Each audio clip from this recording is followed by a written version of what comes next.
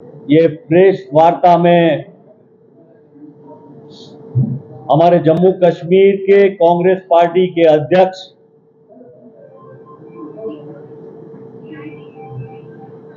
भाई वकार जी, हमारे कार्यकारी अध्यक्ष रमन भल्ला जी, ऑल इंडिया कांग्रेस कमेटी के सेक्रेटरी भाई मनोज जी और हमारे मीडिया सेल के चेयरमैन सीनियर लीडर हमारे शर्मा जी और आप सभी हमारे मीडिया के साथियों,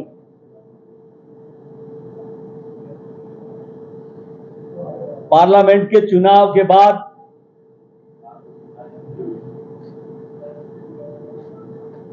सुप्रीम कोर्ट के डायरेक्शन से जम्मू कश्मीर में असेंबली के चुनाव होने जा रहे हैं।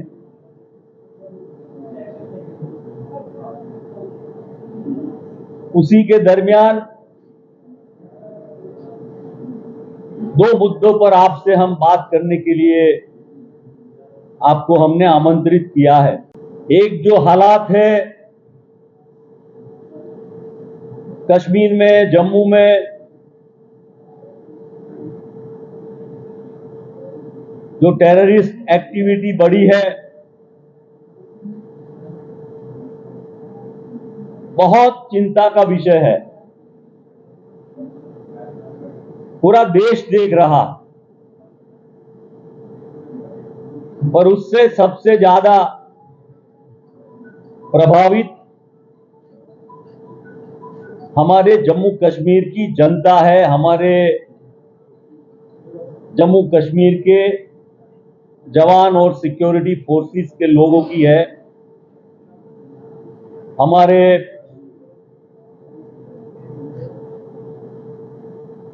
विलेज डिफेंस के लोग हैं, उन सब की है। आपके पास पूरी इंफॉर्मेशन है कि पिछले 78 दिनों में 11 अटैक्स हुए और 2021 से 48 सोल्जर्स हमारे शहीद हुए हैं जम्मू डिवीजन में। वो आपको मालूम है कि 28 अप्रैल को उधमपुर में हुआ, वहां एक हमारा वीडीजी मारा गया, शहीद हुआ। 4 मई को पूंछ में एक एयरफोर्स ऑफिसर, पूरी डिटेल आपके पास है, पूरे देश के लोगों के पास है। देखिए, ये महान देश का एक बहुत ही इंपॉर्टेंट स्टेट जम्मू कश्मीर, जिसमें इतने सारे लोग मिलिट्री, पैरामिलिट्री, डिफेंस के, सिक्योरिटी के,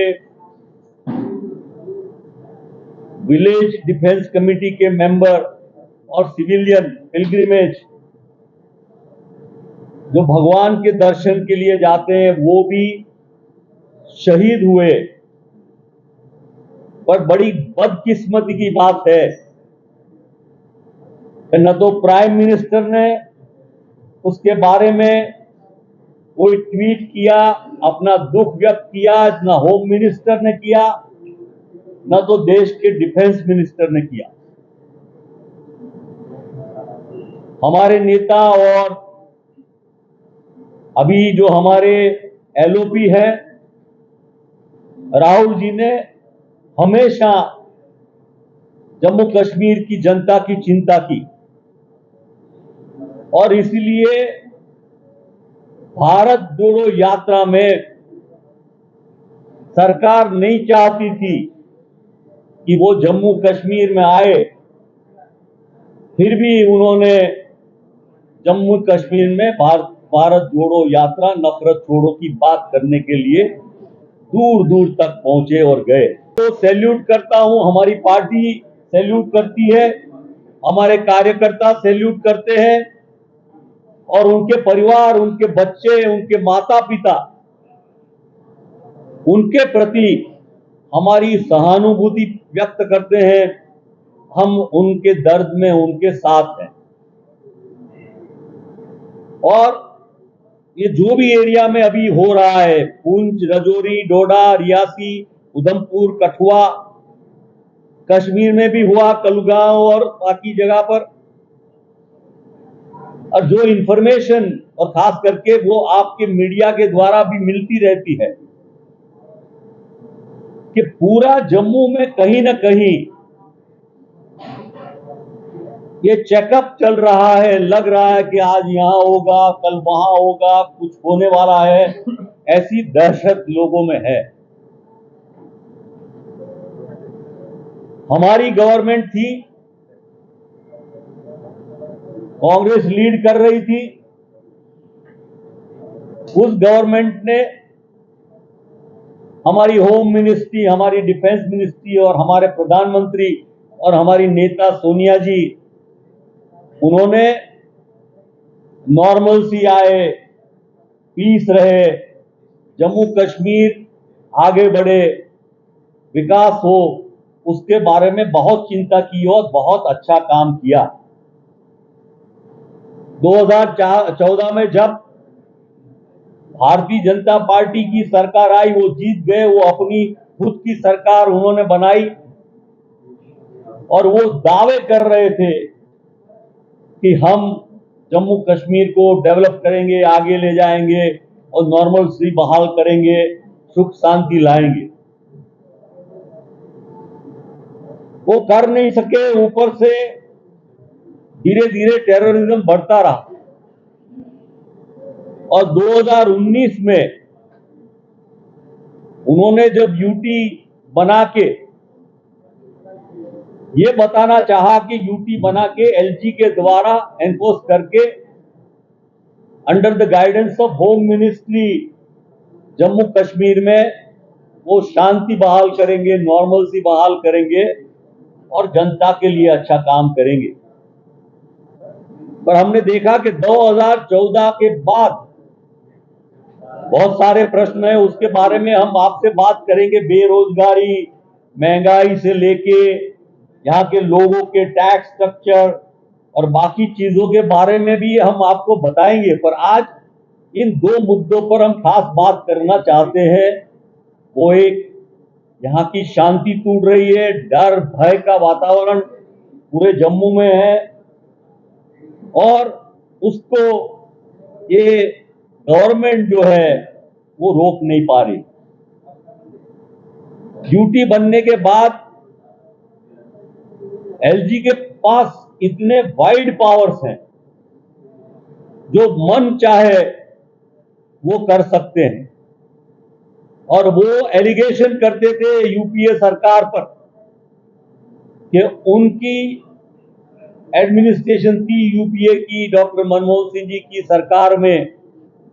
सिक्योरिटी फोर्सेस, आर्मी उनके हाथ बंधे हुए थे और इसलिए टेररिज्म को रोक नहीं पा रहे थे, नॉर्मलसी नहीं ला रहे थे। अभी तो उनके पास 2014 के बाद 2019 में उनका यूटी भी हो गया, पूरी पावर उनके पास आ गई, अब जो चाहे वो कर सकते हैं। उसके बाद भी बड़े ताज्जुब की बात है कि पार्लियामेंट का चुनाव हुआ, तब शांति थोड़ी बहुत हमने देखी, लेकिन अब क्यों हो रहा है? जेन्युइनली ये सरकार चुनाव चाहती है, कराना चाहती है, लोगों को एम्पावर करना चाहती है, जनता को पावर देना चाहती है, तो वो बारे में बड़े डाउट इसलिए पैदा होते हैं दो तरीके से। सुप्रीम कोर्ट की गाइडलाइन से चुनाव तो करना पड़ेगा और हमेशा ये बात प्रस्तावित हुई है बरसों के अनुभव से पूरे दुनिया में कि जब भी पीपल्स गवर्नमेंट आती है, लोगों की, जनता की सरकारें आती है, तब शांति बहाल होने का चांस ज्यादा रहता है। जब भी मिलिट्री या सिक्योरिटी फोर्स अकेले से करने से उसकी मदद डिक्टेटोरियल स्टेप अगर लेंगे आप, तो मुझे लगता है कितना कर पा रहे हैं ये अनुभव हम सबको हो रहा है। और 2014 से आज की ये जो स्थिति हुई है,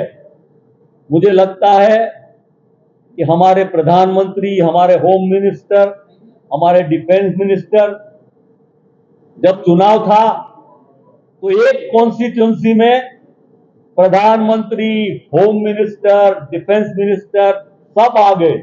सिक्योरिटी है, उनकी जान बचाना है, बॉर्डर सुरक्षित रखना है, तो अंत में तो ये जनता की लड़ाई है कि हम जनता को बचा पाते हैं कि नहीं। और जिस तरह के अटैक का भय आज पैदा हुआ है, मुझे लगता है कि पूरी जम्मू और कश्मीर की जनता भी इसमें बड़ी चिंतित हो गई है। तो ये सवाल टेररिस्ट एक्टिविटी से अल्टीमेटली जनता की भलाई का है। इसके बारे में कांग्रेस पार्टी चिंतित है, इसलिए हम इसके बारे में पूरा संकलन करके इसके बारे में हमारी लीडरशिप, हमारे राहुल जी, हमारे कांग्रेस अध्यक्ष, हमारी स्टेट लीडरशिप इसके बारे में चिंता के साथ सरकार से अपील करती है कि जल्द से जल्द ये एक्टिविटी को खत्म करे और खत्म करके शांति बहाल करे और चुनाव के लिए ठीक ठाक परिस्थिति उभी करे।